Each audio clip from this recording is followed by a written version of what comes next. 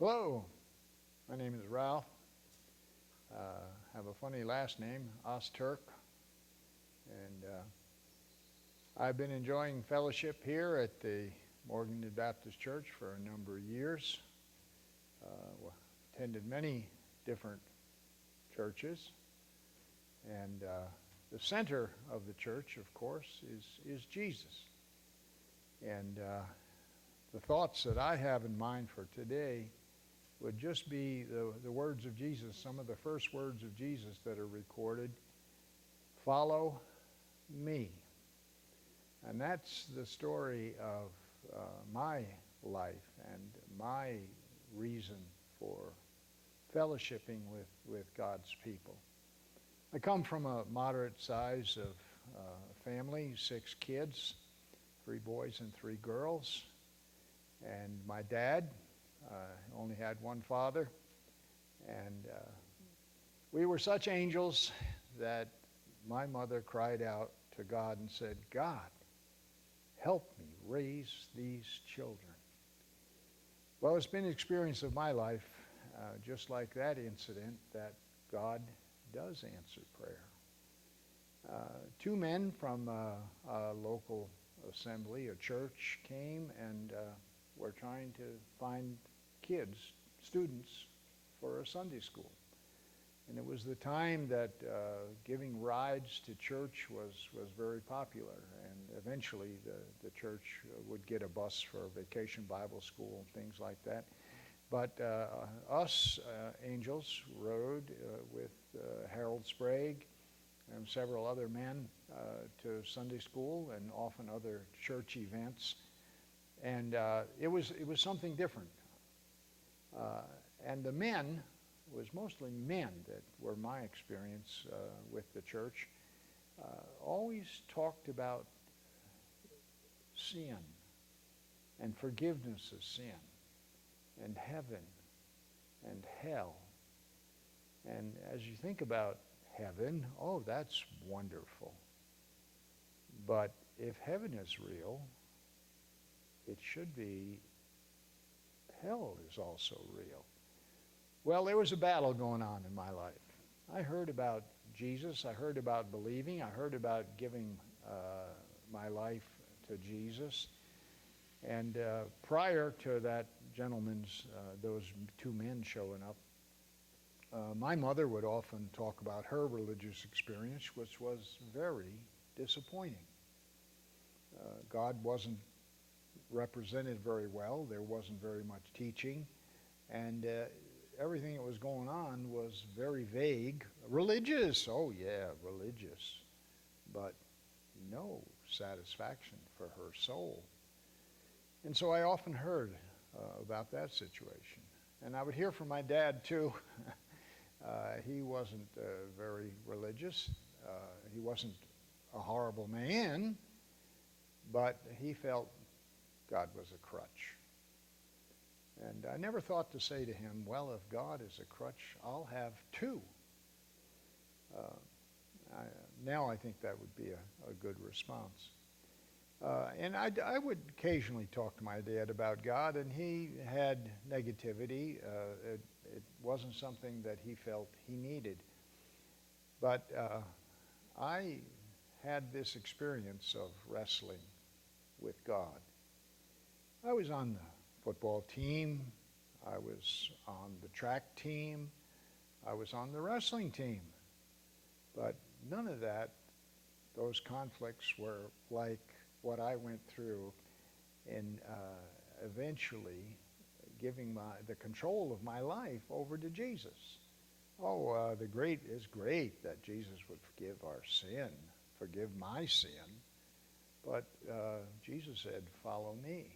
And the biblical thing that happened when Jesus said, follow me, these guys left what they were doing and decided to pal around with Jesus and listen to him and gather in and question and get the details. They wanted more details, and they often questioned Jesus. What about this? What about that? Why? They even had that famous question, why? Well, I had that too. I wrestled with the control factor of my life. Shouldn't I be the one who would be better to direct my future? Well, no. It was in a quiet bedroom. My brother was sleeping, and I prayed a simple prayer. It was a little bit reminiscent of the thief on the cross.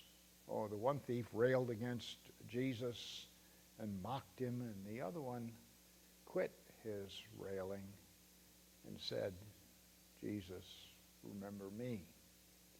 And that's a little bit like what my prayer was. It wasn't professional. It wasn't led by somebody else. It was a heartfelt end to my wrestling, whether I was going to decide for God in my life or not. Well, the wrestling stopped, that form of wrestling that I had been going through, and it was very real. It was very real. And that type of wrestling stopped, and God began to work in my life. I wanted to be with others who believed in Jesus. There was a comfort in that. Sometimes that was disappointing because these kids were just kids. There was the mischievousness, and a lot of times I was Mr. Mischievous. But God was dealing with me. God was at work. People were praying for my brothers and sisters. All my brothers and sisters, 3 and 3 boys and 3 girls, had a commitment to Jesus. And my mom came home one evening, and she was very suspiciously quickly changed her clothes, and she had been baptized that evening without bothering to tell us or have us present. She was baptized. And so my mom became a believer. And so my life continued where God was at work in my life. I wanted to talk to guys on the team about Jesus. I wanted to be at the different youth group things, mainly because a lot of times it was fun. But these people had the same heart that I did. They wanted to know God. I was a part of Youth for Christ, and at times we had 65 kids that gathered after school to talk about Jesus, to have the gospel presented. And the gospel was presented. It was explained. And a number of my high school friends and even teammates decided to follow Jesus. I had quite a wide acquaintance with the Christians and the churches in the area through Youth for Christ. And the center of that was Jesus. The leader, Tom Lint, was, you couldn't call him a super religious, or you wouldn't think of him as a stuffed shirt, but he believed in kids coming to Jesus and doing something for Jesus, not being entertained, becoming the church of tomorrow. No, we were the church of today, and we saw a lot of good things happen through Youth for Christ. I was given a scholarship to a Christian camp, and that camp became an employer or a place I volunteered for a number of years. And with a lot of those people that I met at that camp, I was on the streets of Brooklyn talking about Jesus, in Harlem talking about Jesus, on the beaches of Long Island talking to people, children, about Jesus. It just seemed very, very normal to be a part of those activities. So I do believe in Christian fellowship. I just have a lot of problems with what we do that don't have results. I do have a lot of faith in prayer. And at this point in America, boy, do we need prayer. The evil one is changing truth. He's a big liar. The first words of his in the Bible were a big lie. Oh, you'll know the difference between right and wrong.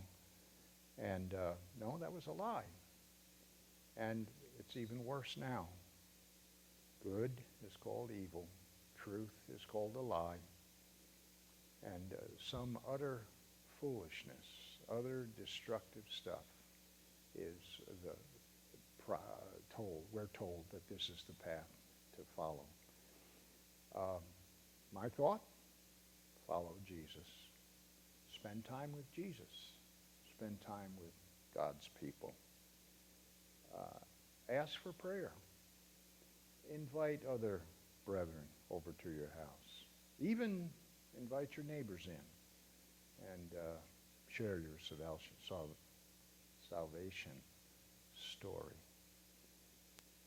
So thank you for listening to my rambling. And if you'd like to contact me in person, I'll be here at the